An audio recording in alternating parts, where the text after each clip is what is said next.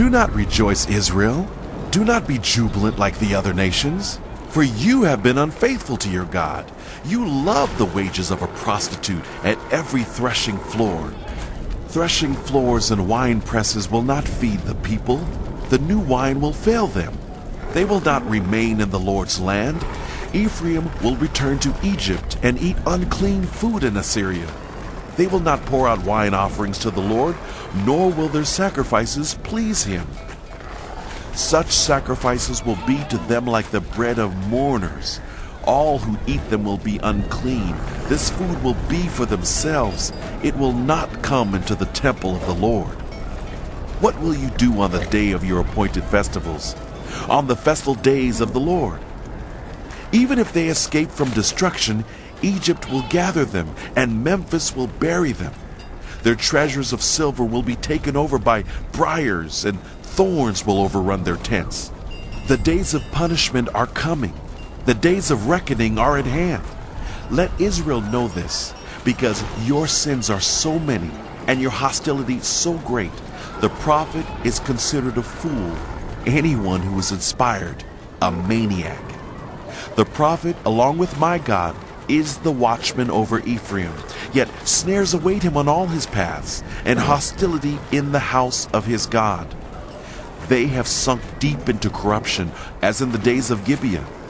God will remember their wickedness and punish them for their sins. When I found Israel, it was like finding grapes in the desert. When I saw your ancestors, it was like seeing the early fruit on the fig tree.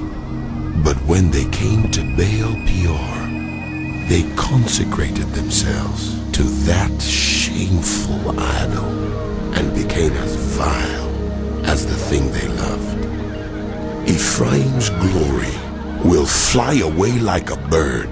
No birth, no pregnancy, no conception. Even if they rear children, I will bereave them of every one. Woe to them when I turn away from them. I have seen Ephraim like Tyre, planted in a pleasant place. But Ephraim will bring out their children to the slayer. Give them, Lord? What will you give them?